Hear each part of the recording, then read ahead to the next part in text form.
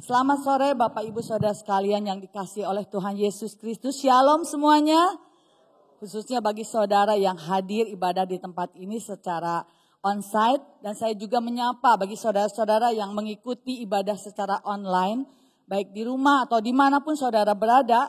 Saya selalu berdoa dan berharap agar kita semua selalu baik-baik, sehat-sehat.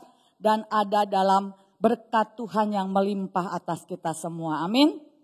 Saudara, firman Tuhan pada bulan Januari ini bertema dasar iman yang teguh. Dan sore hari ini firman Tuhan temanya iman dan firman Tuhan.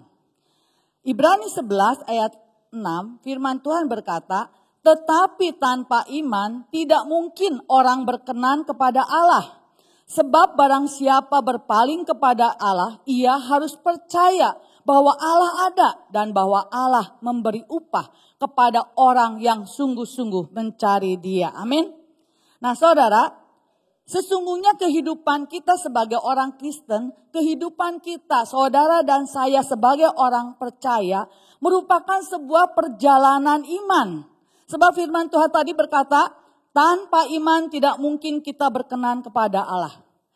Saudara, Rasul Paulus di dalam Roma 1 ayat 17 merangkumkan makna atau arti orang benar bagi kita orang yang percaya Yesus akan hidup oleh iman. Jadi saudara, iman itu sangat penting bagi setiap kita orang percaya.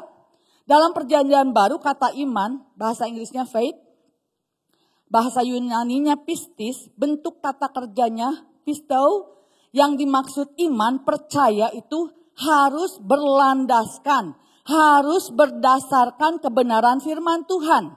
Sebab Ibrani pasal yang ke-11 ayat yang pertama dikatakan bahwa iman adalah dasar dari segala sesuatu yang kita harapkan dan bukti dari segala sesuatu yang tidak kita lihat. Nah, dalam versi New King James dikatakan, no faith is the substance of things hoped for, the evidence of things not seen. Kata substance diartikan sebagai bahan baku, bahan dasar. Jadi iman itu adalah bahan baku, bahan utama, bahan dasar untuk kita menerima janji Allah. Apa yang diharapkan dan bukti apa yang belum kita lihat. Saudara, untuk itu, untuk kita bisa mengalami kuasa Tuhan, mujizat Tuhan, kita harus percaya kepada Tuhan. Tidak ada rumus lain kecuali kita harus memiliki iman kepada Tuhan. Memiliki iman kepada firman-Nya. Nah, kalau kita atau saudara dan saya ingin mengalami Tuhan, ya mengalami kuasa dan mujizat Tuhan, mengalami kesembuhan, mengalami pemulihan, mengalami kelepasan, dan kalau kita ingin mengalami segala hal yang baik dari Tuhan, pastikan kita memiliki iman dan firman Tuhan dalam hidup kita. Amin. Nah, hari ini kita akan belajar tentang iman dan firman Tuhan. Kita harus tahu bahwa iman berbeda dengan sikap optimis. Berpikir positif yang didasarkan pada kata-kata yang baik, kata-kata motivasi yang bisa membangkitkan semangat. Semua itu baik, tetapi itu bukan firman Tuhan. Sebab dasar iman kita harus firman Tuhan, bukan yang lain. Amin. Nah, itu sebabnya kita harus membangun iman kita dari hari ke hari dengan kebenaran firman Tuhan. Melalui doa, melalui pembacaan firman, merenungkan firman Tuhan setiap hari. Sebab Roma pasal yang ke-10 ayat 17 mengatakan, iman timbul dari pendengaran dan pendengaran oleh firman Kristus. Mazmur pasal 1 ayat 1 sampai dengan 3 dikatakan berbahagialah orang yang merenungkan firman Tuhan siang dan malam. Apa saja yang dibuatnya akan berhasil. Ia seperti pohon yang ditanam di tepi aliran. Daunnya tidak pernah akan kering. Nah, saudara, juga di dalam Yosua 1 ayat 8 dikatakan, janganlah engkau lupa memperkatakan kitab Taurat. Renungkanlah itu siang dan malam supaya engkau apa? Berhasil. Bertindak hati-hati. Dan demikian perjalananmu akan berhasil. Engkau akan beruntung. Saudara, kalau saudara dan saya tahun 2024 ini ingin hidup berbahagia, ingin hidup berhasil, ingin hidup beruntung, maka kita harus memiliki iman yang berdasarkan firman Tuhan dalam hidup kita. Nah, saudara, kita juga harus tahu mengapa dasar iman kita itu harus firman Tuhan. Sebab yang pertama, firman Tuhan adalah kebenaran yang memerdekakan. Katakan, firman Tuhan adalah kebenaran yang memerdekakan. 2, 3. Firman Tuhan adalah kebenaran yang memerdekakan. Amin. Saudara, Yohanes pasal 17 ayat 17b, firman Tuhan berkata, firman-Mu, yaitu firman Tuhan adalah kebenaran. Yohanes 8 ayat 32 dikatakan, kamu akan mengetahui kebenaran dan kebenaran itu akan memerdekakan kamu.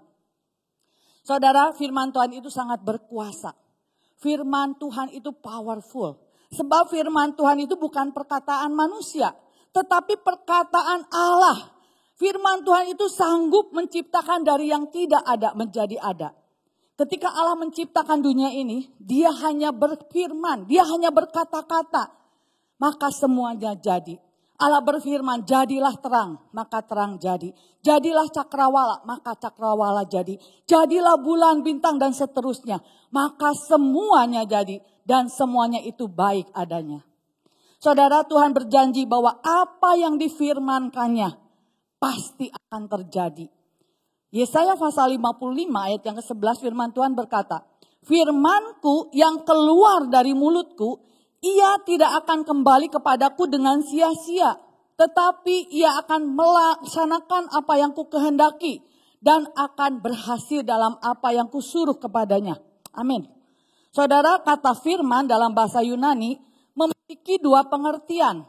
Yang pertama logos, yang kedua rema.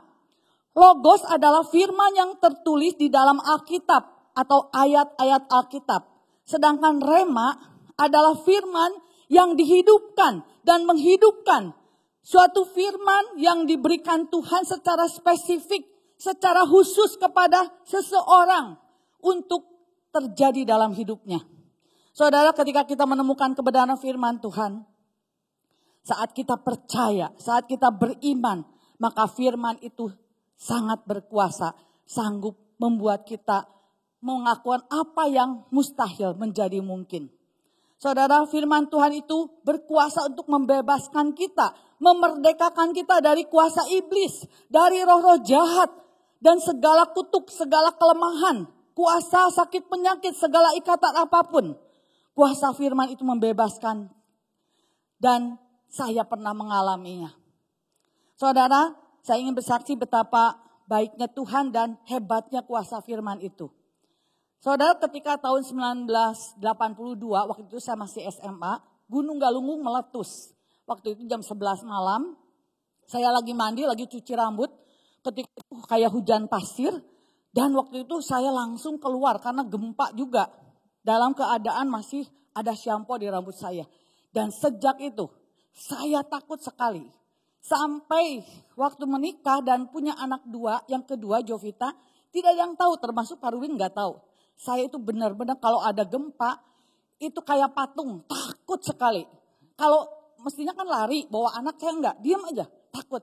Tapi satu kali, dalam satu ibadah, ada seorang hamba Tuhan menyampaikan firman Tuhan. Firman itu sering saya dengar di dalam Lukas pasal yang ke-12 ayat 7. Dikatakan, bahkan rambut kepalamu pun terhitung semua. Karena itu jangan takut. Karena kamu lebih berharga daripada banyak burung pipit. Nah, ayat ini saya sudah tahu, sudah sering baca. Tapi waktu itu firman Tuhan itu menjadi rema dalam hidup saya. Dan saat itu firman itu membebaskan saya. Sejak itu saya tidak pernah takut lagi. Kalau ada gempa, sekarang saya berpikir, aduh lari kemana ya? Tenang, cari tempat berlindung. Tapi dulu enggak. Saya itu benar-benar kayak patung, enggak bisa bergerak. Takut sekali. Karena itu saudara, percayalah bahwa firman Tuhan itu sungguh powerful. Saudara, kalau saat ini saudara minta kepada Tuhan supaya firman Tuhan itu bukan hanya ayat-ayat saja atau hanya merupakan logos. Tapi biarlah menjadi rema dalam hidup kita. Sehingga kita bisa mengalami kuasa firman itu dalam hidup kita. Dan kita bisa merasakan akan kuasa firman itu terjadi. Amin. Nah, saudara hari ini kita akan belajar bersama-sama kebenaran firman Tuhan dari Matius 14 ayat 22 sampai 23. Di mana Yesus berjalan di atas air.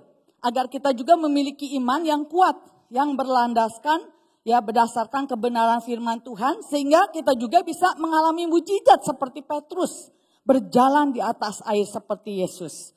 Saudara, dari Matius 14 ayat 22 sampai 33 ini, kita kan belajar paling sedikit ada 4 kebenaran. Saya singkat dengan akronim 4T, supaya saudara pulang jadi ingat apa khotbahnya, 4T ya. Yaitu T yang pertama, mengapa ya Petrus bisa berjalan di atas air? Karena Petrus memiliki iman yang teguh dalam iman. Ayat 28 sampai 30. Artinya kita harus mempercayai Tuhan, berpegang kepada firman Tuhan, punya iman yang teguh. Saudara, berjalan di atas air adalah suatu hal yang mustahil dilakukan oleh seorang manusia. Berjalan di atas air itu tidak mungkin dilakukan oleh Petrus. Tapi mengapa? Apa yang membuat Petrus dapat berjalan di atas air? Karena Petrus punya iman yang teguh. Ayat 28 sampai 30 saya bacakan. Lalu Petrus berseru dan menjawab dia, Tuhan, apabila engkau itu, suruhlah aku datang kepadamu berjalan di atas air. Kata Yesus, datanglah. Maka Petrus turun dari perahu dan berjalan di atas air mendapatkan Yesus. Saudara, kalau Yesus bisa berjalan di atas air, itu biasa. Karena Yesus adalah Tuhan yang berkuasa. Tetapi kalau Petrus bisa berjalan di atas air, itu luar biasa. Karena secara logika hal ini tidak mungkin, mustahil untuk dilakukan oleh Petrus. Namun karena Petrus beriman, dia percaya kepada Yesus. Yesus adalah Tuhan, bukan hantu. Maka Yesus berkuasa memampukan Petrus. Membuat Petrus bisa sanggup berjalan di atas air seperti Yesus. Sehingga Petrus bisa menjumpai Yesus. Saudara, iman itu sangat penting, sangat berharga. Karena iman memungkinkan kita, memungkinkan saudara dan saya melakukan apa yang kelihatannya mustahil. Firman Tuhan berkata di dalam Matius pasal 21, ayat 21 dan 22. Yesus menjawab mereka, aku berkata kepadamu, sesungguhnya jika kamu percaya dan tidak bimbang, kamu bukan saja akan dapat berbuat apa yang kuperbuat dengan pohon ara itu. Tetapi juga jikalau kamu berkata kepada gunung ini beranjaklah dan tercampaklah ke dalam laut, hal itu akan terjadi. Dan apa saja yang kamu minta dan doakan dengan penuh kepercayaan, kamu akan menerimanya. Saudara, Tuhan berjanji kalau saudara percaya tidak bimbang, saudara dapat melakukan apa yang Yesus lakukan. Ya, bahkan saudara dapat memindahkan gunung. Luar biasa sekali. 1 Yohanes 5 ayat yang keempat, firman Tuhan berkata, sebab semua yang lahir dari Allah mengalahkan dunia. Dan inilah kemenangan yang mengalahkan dunia, iman kita. Namun saudara sayang, waktu Petrus sudah bisa berjalan di atas air, ayat 30 dikatakan, tetapi ketika dirasakannya tiupan angin, takutlah ia dan mulai tenggelam, lalu berteriak, Tuhan tolong aku. Saudara, ketika Petrus imannya mulai goyah, ia mulai merasa takut, ia mulai merasakan tiupan angin. Dan Petrus hampir tenggelam. Untung ada Yesus segera menolong. Demikian juga dengan kita. Kalau iman kita teguh, maka kita akan tetap fokus kepada Yesus. Tidak melihat kelemahan manusia. Kita akan bisa sungguh-sungguh mengalami Tuhan, mengalami mujizat. Kita bisa berjalan di atas kemustahilan. Kita diberi kuasa untuk melakukan hal-hal yang mustahil.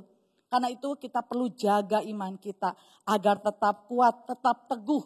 Kita bisa fokus ya pada Yesus. Pandang terus padanya, jangan menoleh, jalan terus.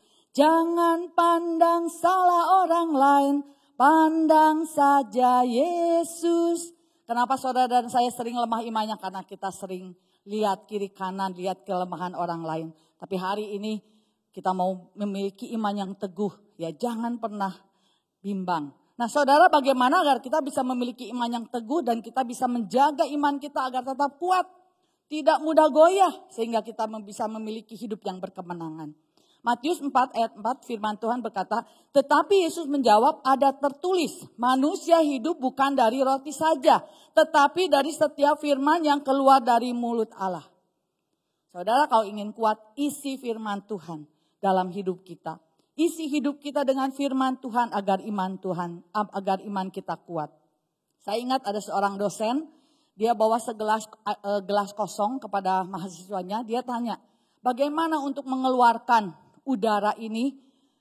Kemudian ada mahasiswa teknik berkata, gampang, ambil pompa penghisap udara, kemudian udara itu bisa kosong. Kata dosennya betul, tapi itu akan membuat gelasnya pecah. Jadi bagaimana? Orang lain mulai usul-usul, tapi akhirnya tidak ada yang bisa menjawab. Kemudian dosen mengambil sebuah teko kecil berisi air. Dan dia masukkan air itu ke dalam gelas. Setelah gelas itu terisi penuh, dia berkata, nah sekarang coba lihat. Kita lihat semua udara dalam gelas itu sudah tidak ada. Diganti posisinya oleh air. Setelah itu selesailah masalah. Seluruh mahasiswa bertepuk tangan dan dia mengangguk. Ini benar. Saudara, ada yang mengatakan bahwa agar iman kita kuat, kita harus bekerja keras, berusaha keras, ya, melatih diri kita, mengosongkan diri kita, bersemedi, beryoga dan sebagainya. Tetapi betapa seringnya kita setelah melakukan itu tetap hati kita kosong. Sebab firman Tuhan berkata makanan kita adalah bukan roti saja, tapi roh kita harus diberi makan. Saudara bisa olahraga, tapi kita harus mengolah roh kita, yaitu mengisinya dengan firman Tuhan. Saudara, ketika kita sungguh-sungguh setiap hari mengisi hidup kita dengan firman Tuhan, itu yang akan membuat kita kuat. Karena itu nanti ada gedor, gerakan doa dan firman, ya, nanti kita sama-sama. Jadi kita harus senantiasa memiliki kehidupan yang bersekutu dengan Tuhan melalui firman-Nya. Untuk itu mari kita perkuat iman kita, nanti ikuti gedor, ya, gerakan doa dan firman. Dan kita juga sungguh-sungguh bukan hanya tahu firman, kita mulai memperkatakan firman, kita mulai merenungkan firman, membaca Alkitab, menghafalkan ayat-ayat, melakukan firman Tuhan. Sehingga janji Tuhan, kita akan berbahagia, berhasil, dan beruntung. Amin. Jadi kita percaya kita harus memiliki yang pertama, teguhkan iman kita. Yang kedua yang harus kita lakukan, kita harus taat melakukan firman Tuhan. Ayat yang ke-29. Saudara, kata Yesus, datanglah, maka Petrus turun dari perahu dan berjalan di atas air mendapatkan Yesus. Saudara, hal yang lain yang membuat Petrus dapat melakukan hal yang mustahil. Dia bisa berjalan di atas air karena Petrus taat kepada firman. Kalau kita sudah tahu firman, kita harus taat. Kalau enggak, kita tidak akan pernah mengalami kuasa firman itu. Kalau Yesus berkata, datanglah, tapi Petrus enggak turun, Petrus tidak akan pernah mengalami mukjizat. Karena itu Petrus taat turun dari perahunya. Kemudian dia berjalan di atas air. Saudara, Petrus bukan hanya beriman, percaya kepada Yesus. Tetapi Petrus taat melakukan apa yang diperintahkan oleh Yesus. Petrus turun dari perahunya dan mukjizat terjadi. Petrus bisa berjalan di atas air. Petrus percaya dan taat sehingga ia dapat melakukan hal yang mustahil menurut manusia. Tetapi tidak ada yang mustahil bagi Tuhan. Lukas 1 ayat 37 berkata, bagi Tuhan, sebab bagi Tuhan tidak ada yang mustahil. Markus 9 ayat 23, tidak ada yang mustahil bagi orang percaya. Bagi Tuhan tidak ada yang mustahil, tapi kalau saudara dan saya percaya, bagi kita orang percaya tidak ada yang mustahil. Amin. Apapun masalah yang sedang saudara hadapi, percayalah dan taatilah, maka kita akan mengalami kuasa Tuhan. Saudara, ketaatan Petrus kepada firman Tuhan, kepada perkataan Yesus, kepada perintah Tuhan, mendatangkan kuasa, mendatangkan mujizat, sehingga Petrus bisa berjalan di atas air. Iman dan ketaatan adalah dua hal yang berjalan bersamaan. Iman tanpa ketaatan tidak ada gunanya. Sebab iman tanpa perbuatan pada hakikatnya mati. Yakobus 2 ayat 17 firman Tuhan berkata, demikian juga hanya dengan iman. Jika iman itu tidak disertai perbuatan, maka iman itu pada hakikatnya mati. Itu sebabnya saudara, ketaatan kepada Tuhan dan firman-Nya harus menjadi prioritas hidup kita. Artinya dalam keadaan apapun, situasi apapun, senang atau tidak, ya kita harus tetap taat kepada Tuhan. Hidup dalam ketaatan dan kebenaran adalah hal yang mutlak bagi saudara dan saya sebagai orang Kristen. Tidak bisa ditawar-tawar. Kalau saudara ingin bahagia, berhasil, beruntung, percaya firman dan taati firman. Kita harus taat melakukan firman-Nya ya dalam kehidupan sehari-hari supaya oleh perbuatan, oleh ketaatan kita iman itu menjadi sempurna. Yakobus 2 ayat 22, banyak ayat ya, nggak apa-apa karena ini benar-benar firman Tuhan ya yang harus kita yakini. Iman bekerja sama dengan perbuatan-perbuatan dan oleh perbuatan-perbuatan itu atau oleh ketaatan iman menjadi sempurna. Saudara, Yesus adalah teladan utama kehidupannya dalam ketaatan kepada Bapa. Dia taat sampai mati di kayu salib, itu sebabnya Allah memberikan kuasa kepada Yesus. Dan kita mendapatkan keselamatan di dalam Yesus. Karena itu kita juga harus meneladani Yesus. Taat apapun yang Tuhan perintahkan. Ya, contoh Abraham. Waktu disuruh Tuhan meninggalkan negerinya untuk pergi ke satu negeri yang belum diketahui, dia taat. Ketika disuruh mempersembahkan Ishak, Abraham taat. Dan ketaatannya itu Tuhan tahu dan dia menyediakan mujizat. Terjadi bahwa bukan Ishak yang dipersembahkan, tapi ada anak domba yang Tuhan sediakan. Ketika kita taat, saya percaya kita akan melihat mengalami seperti tokoh-tokoh iman dalam Alkitab. Ketika Nuh disuruh membangun bahtera, dia taat sampai ukurannya juga persis. Dan Tuhan menyelamatkan Nuh. Ketika Musa disuruh Tuhan, dia taat. Dan mujizat terjadi. Saudara, mereka atau tokoh-tokoh iman ini adalah teladan yang baik. Di mana kita melihat melalui imannya mereka mampu bertahan di dalam segala situasi. Karena iman mereka mengalami penggenapan janji-janji Tuhan. Saudara, kalau firman Tuhan memberitahu kita untuk taat, ya kita melakukan bagian kita, Tuhan akan melakukan bagiannya. Saya kagum dengan seorang hamba Tuhan yang bernama Smith Wigglesworth. Yang sering dijuluki Rasul Iman. Kepercayaannya itu mutlak kepada Tuhan. Ia taat ketika disuruh Tuhan. Satu peristiwa yang luar biasa ketika dia disuruh membangkitkan orang mati. Ya udah mati diangkat. Ya dibawa, diberdirikan, dibawa keliling, didoakan. Ya orang mati itu benar-benar diangkat-angkat, orang sampai kaget. Tapi dia taat karena Tuhan yang menyuruh. Dia menggendong, kemudian dibawa keliling, memandang wajahnya. Kemudian dia berkata, dalam nama Yesus aku patahkan roh kematian. Dari ujung rambut sampai ujung kakinya.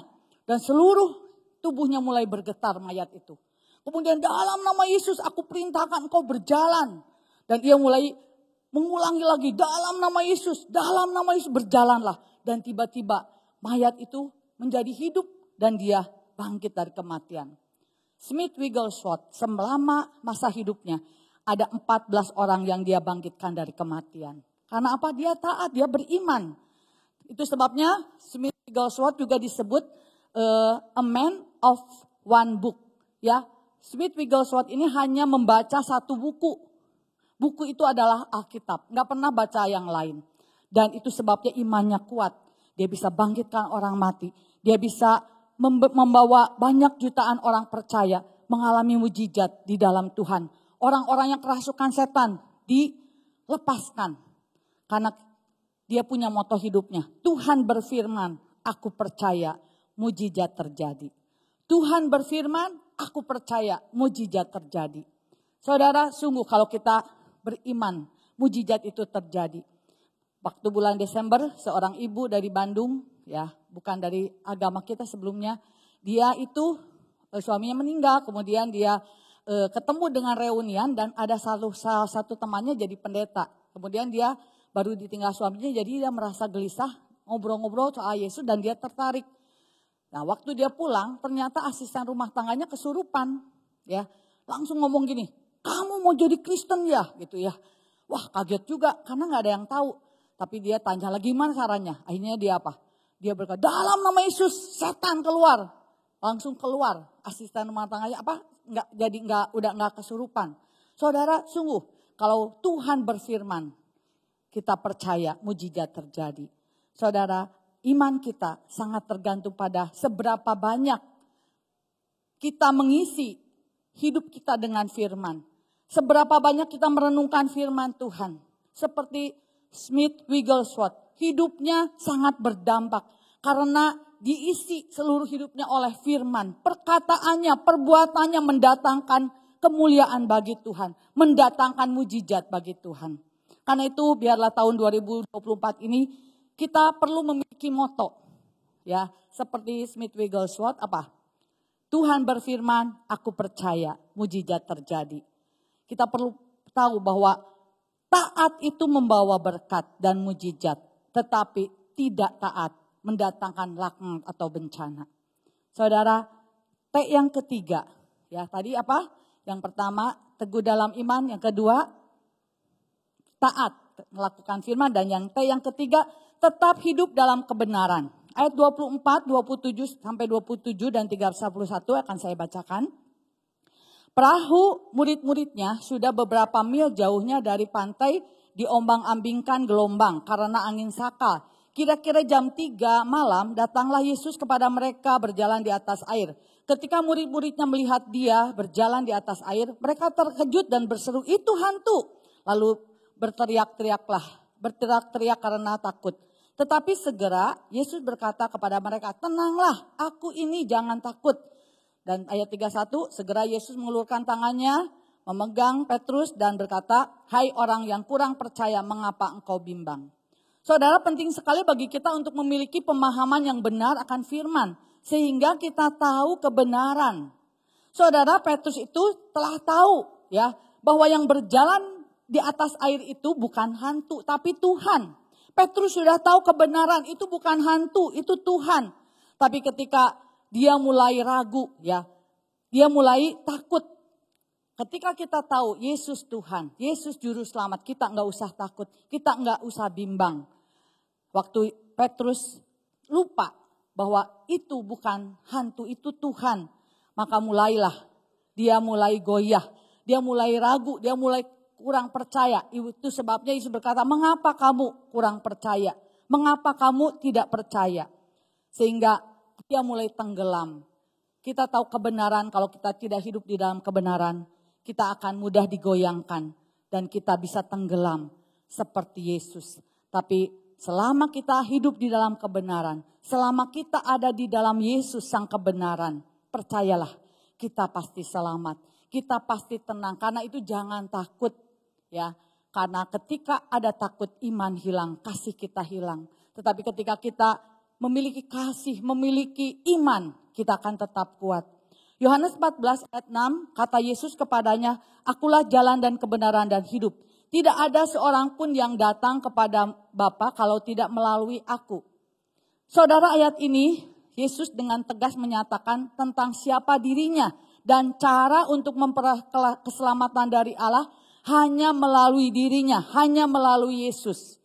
Saudara, dengan pemahaman bahwa Yesus Kristus Tuhan, kita tahu siapa Yesus, dia juru selamat, maka iman kita tidak akan mudah diombang-ambingkan oleh ajaran-ajaran palsu, oleh penafsiran-penafsiran yang membingungkan.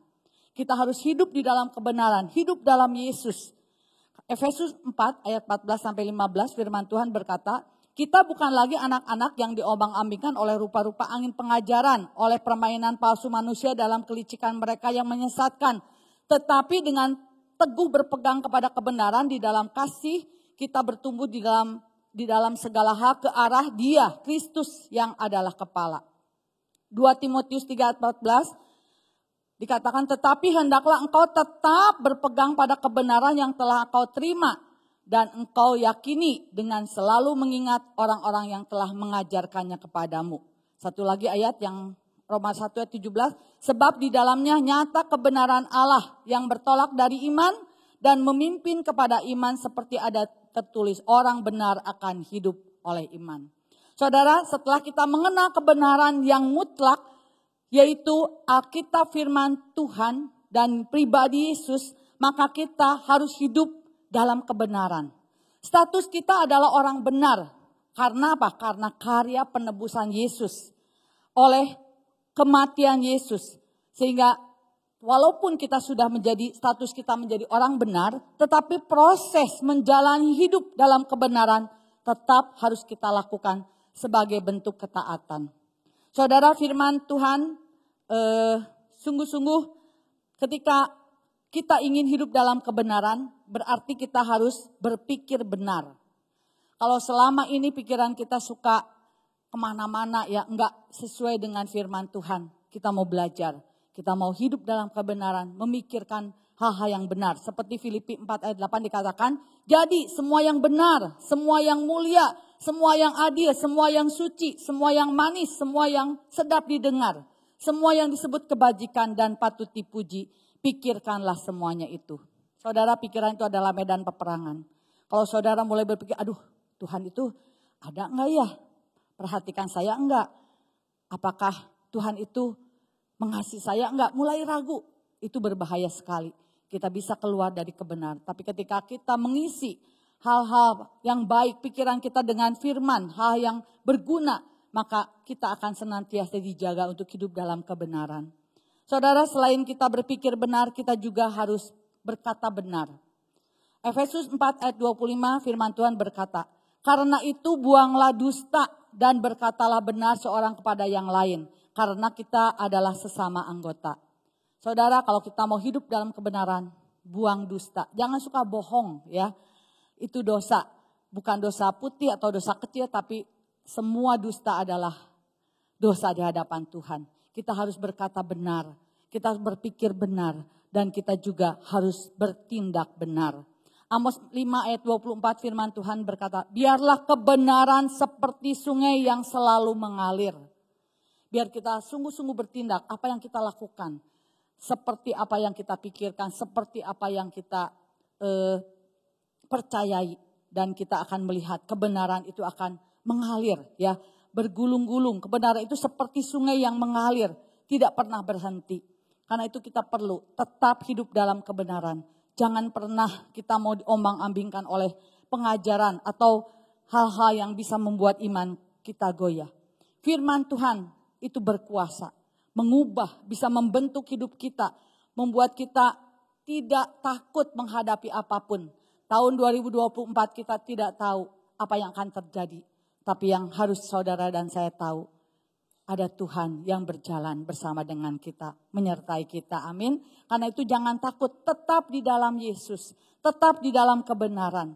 Tetap kita pegang teguh firman, sehingga ketika kita menghadapi dunia yang tidak percaya bahwa kebenaran itu tidak penting, kita masih bisa tetap teguh dalam kebenaran. Dan kita sungguh-sungguh hidup di dalam kebenaran Tuhan dan firman-Nya. Yang keempat, yang terakhir, kita harus terus memberitakan Injil.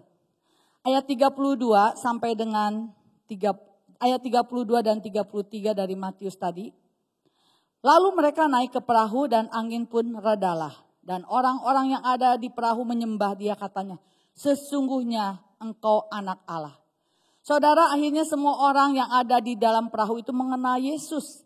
Dan menyembah Yesus, katanya sesungguhnya engkau adalah anak Allah. Saudara, kita harus memiliki kebenaran. Kita harus memiliki kebenaran. Dan untuk menyatakan kebenaran, kita perlu berani menyatakan kebenaran. Kita harus memberitahu apa yang sudah kita tahu. Kebenaran itu apa? Bahwa keselamatan hanya ada di dalam Yesus. Kalau saudara bertemu dengan orang-orang yang sedang mengalami masalah, putus pengharapan, ceritakan tentang Yesus. Sebab tugas saudara dan saya itu memberitakan kebenaran, memberitakan Injil, kabar baik. Matius 28, 19-20 firman Tuhan berkata, karena itu pergilah, jadikanlah semua bangsa muridku. Dan baptislah mereka dalam nama Bapa dan Anak dan Roh Kudus. Dan ajarlah mereka melakukan segala sesuatu yang telah kuperintahkan kepadamu. Dan ketahuilah, aku menyertai kamu senantiasa sampai kepada akhir zaman. Saudara, jangan lupa ya, kalau Tuhan sudah menyelamatkan kita, kita perlu menyelamatkan orang lain. Diselamatkan untuk menyelamatkan, diberkati untuk memberkati. Kita harus menuntaskan amanat agung Kristus. Pergi beritakan Injil. Dan saya percaya ketika kita menyampaikan Injil, melakukan bagian kita, maka Tuhan akan melakukan bagiannya. Kita percaya Injil itu adalah kekuatan Allah yang bisa menyelamatkan setiap orang yang percaya. Karena itu saudara, Injil itu bukan pikiran manusia, tapi kekuatan Allah yang membuat bisa orang diselamatkan. Prinsip Injil itu gampang saudara.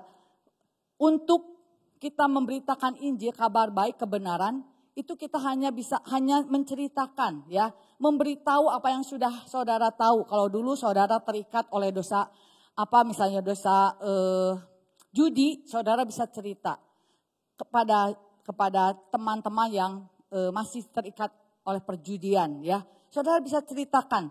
Injil itu gampang, menceritakan apa yang saudara tahu kepada yang belum tahu.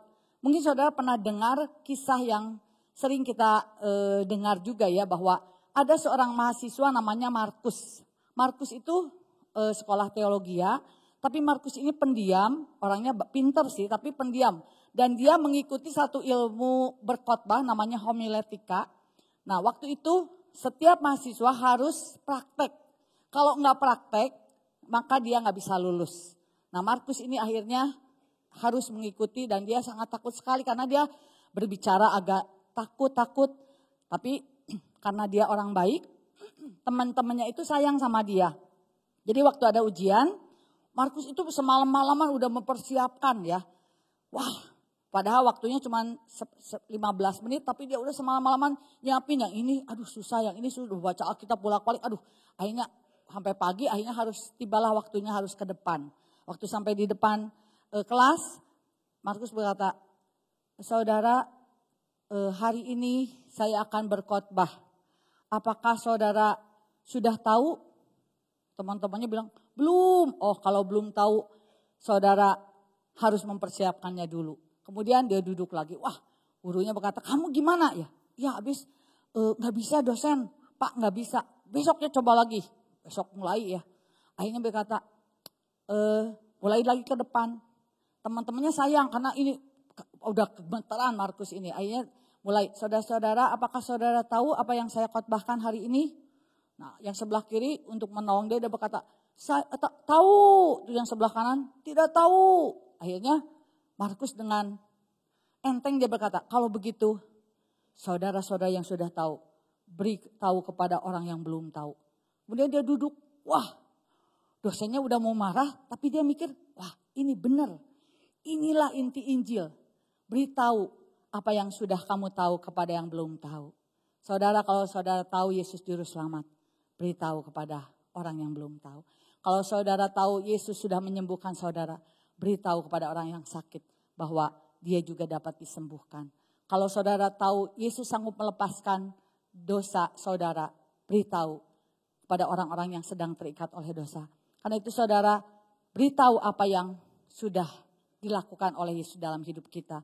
Karena itu saudara, untuk membangun iman kita ya agar kuat harus berlandaskan kebenaran firman Tuhan. Taati firman Tuhan ya, supaya ketika kita sungguh-sungguh mengimani firman Tuhan, firman itu akan berkuasa dalam hidup kita. Pertolongan Tuhan itu akan nyata, mujizat itu akan dinyatakan bagi setiap kita. Karena itu biarlah tahun 2024 ini kita minta kuasa Roh Kudus untuk membuat kita senantiasa teguh dalam iman, taat melakukan firman, tetap hidup dalam kebenaran dan terus memberitakan Injil. Saya percaya firman Tuhan berjanji bahwa dia Tuhan Allah akan memberikan upah kepada orang yang sungguh-sungguh mencari Dia. Karena itu biarlah tahun 2024 sesuai dengan tema tahun kita beriman teguh kepada Kristus. Biar kita semakin hari semakin dekat. Supaya ketika Yesus datang, Yesus menemukan iman dalam diri saudara. Sebab Yesus berkata, adakah iman di bumi ini ketika aku datang. Dan biarlah Yesus mendapatkan saudara dan saya ada dalam iman yang teguh kepadanya. Kiranya firman Tuhan termaterai dalam hidup kita. Tuhan Yesus memberkati. Beri kemuliaan bagi nama Tuhan. Haleluya.